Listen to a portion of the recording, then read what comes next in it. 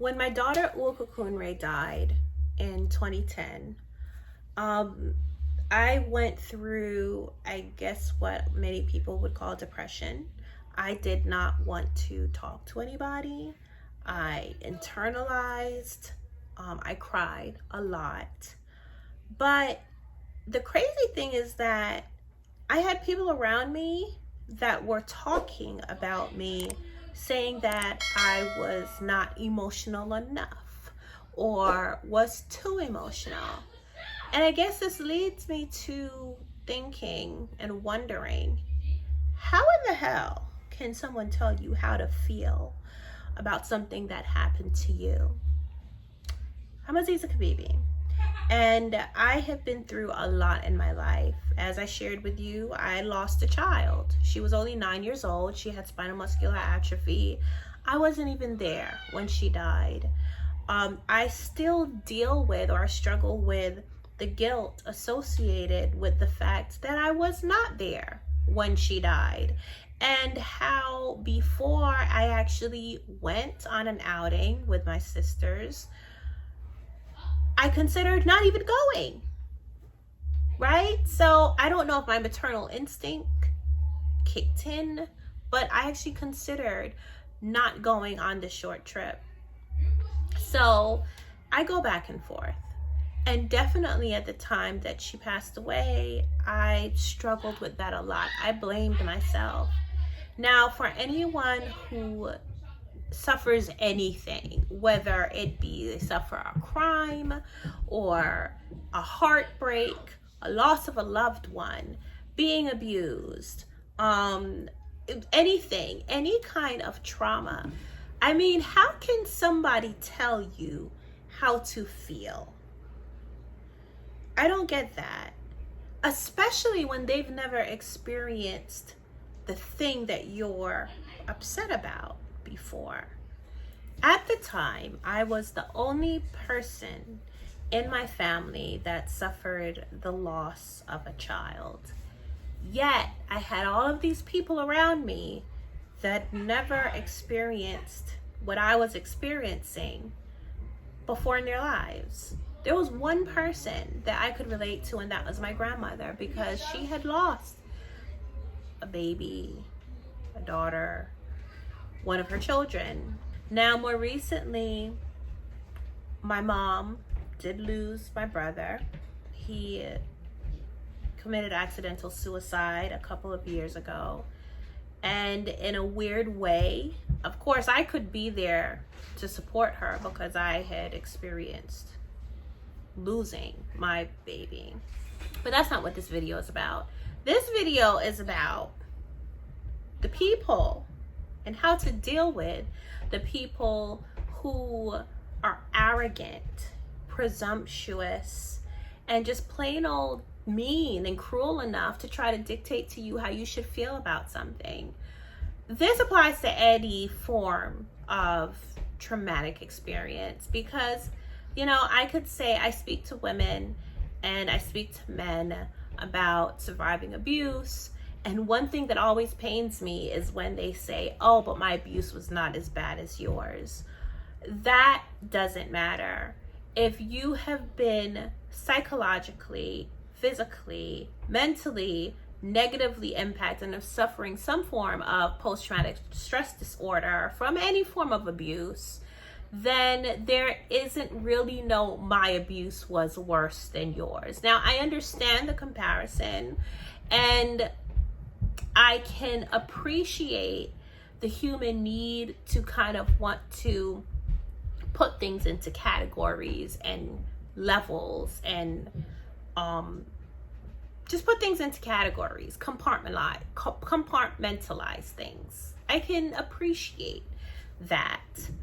But when we talk about what a person can handle mentally, I feel like it has a lot to do with the things that you are exposed to throughout your life. Not only that, just as a spiritual being having a human experience, and our souls going through different things. They we don't even know. We can't even really talk about if you believe in reincarnation. You could have been a man or a woman in your past life and suffered trauma, not suffered trauma, been rich, been whatever, the king, and or a creature. But you bring all of those things into this life, who you are now, or not bring those things into this life. But we all can agree that we each have individual, separate experiences to a degree, and we all handle it differently, whether it's because we have a support system or don't have a support system, or if you're Black or if you're white or if you're Latino or if you're Indian or Asian. There are just different things, both culturally and society, based on our society, that maybe we just aren't equipped with to handle certain traumas. That being the case, pain is pain, hurt is hurt, and how our minds process pain and hurt, and how we could either stay stuck in it or move beyond it, varies and cannot be dictated. You can't dictate to somebody or even expect or presume to know how a person processes the pain that they are going through. So while, yes, me as someone who has suffered all kinds of crazy, ridiculous sexual abuse as a child and as an adult, I am uniquely me, and I process those things a certain way. I process it the way that I can process it. I choose to do things like make videos to help me process and cope. It is no one's business or place to tell me how I should deal with some shit that happened to me. And I feel the same way for anyone who has lost or who has hurt or who has suffered. And my advice to those people is ignore. You have to try to ignore people around you who look to judge you based on how you are responding to something.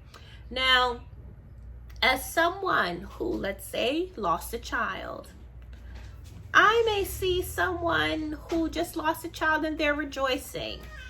Okay, those are those rare situations where it's like something else was going on there. That's one thing. But when you think about whether if a person needs therapy or if they internalize or they sleep a lot or they try to continue on with their lives and live some kind of new normal, there is just a scope of reactions that no one else is in a position to really judge or even give input on unless you have experienced it yourself. So for instance, how I deal with what my father did to me. Some people tell me, oh, you should hate him. I don't call him your father. He's your sperm donor. Or, you know, how could you ever want to go see him? I did a video recently about me possibly going to see my father in prison. And I appreciate everyone who contributes and gives their opinion. And this is fine. YouTube is a platform. The internet is a platform where you can just sound off because there's some form of anonymity, right? We don't know each other in person. But I feel that for people that are around you who are supposed to care about you, who are supposed to love you, who are supposed to be sympathetic, for some reason they do not have the ability to be empathetic as well, and can come across extremely uncaring and hurtful. So I have been there, and for anyone that is there or is experiencing or has experienced those things and don't feel loved or appreciated or understood, I just want to tell you that I am with you. I understand you. I appreciate what you're going through or what you have been through. And you just have to do your best to block out that negative noise. In my position, yes, I have been, and the thing is that I heard it personally, like literally. the day after my daughter passed away, in my house, I come into my living room and people are talking about how I didn't cry enough. What is that? How do you even have that conversation? That doesn't make sense to me. Like, you should feel nothing else but just concern, especially if you've never experienced that before. How do you even find time to try to judge if someone is acting out or not acting out or is not sad enough? Now, eventually I kicked everybody out. On my mother's side, there's West Indian, and one of West Indian cultural habits when dealing with the loss of a family member is there's a 7 to 10 day period where all family come to the house of the family member who lost a loved one, that lost a family member, and they cook and they clean and they support and they're just there. And I had no idea. Like, when all of this happened, I was just wondering, why was my doorbell ringing so much?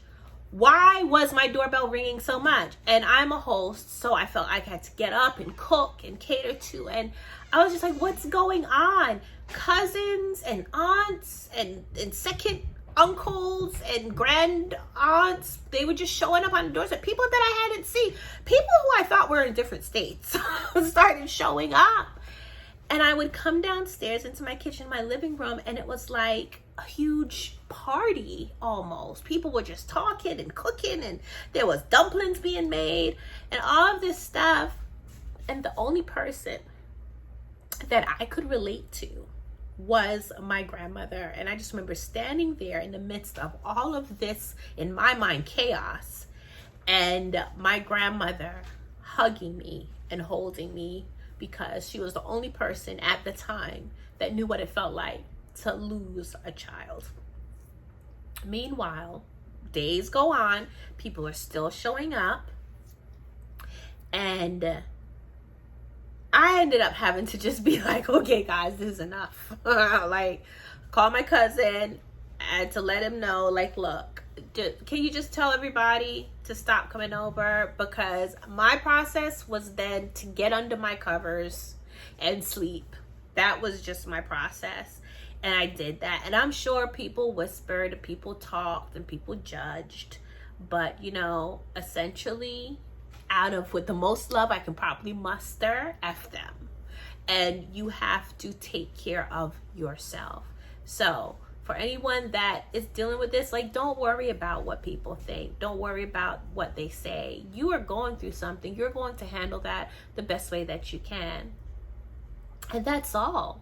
Unless there is someone in your life that could give you real insight because they've been through it, you know, no one else's opinion really matters. So that's my,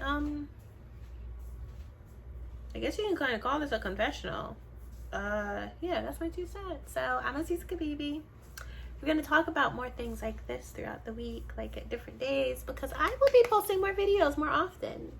All right. So yes, for those of you, for anyone that has lost somebody close to them, especially during this time now, COVID-19, people have family members that they have lost, and you just, like, it's unexpected. Who can tell you how to respond? Who can tell you how to react? Who can tell you what to do and how to cry, or how many tears you should shed, or if you should go off on people? There are ways that you can constructively, with the least continued damage to your own mental and to your own spirit, to get through hard, difficult times. But listening to people who really don't know and their judgments is not one of them. That's my 2 cents, y'all. I'm Aziza Kibibi. Be blessed, for you are a blessing.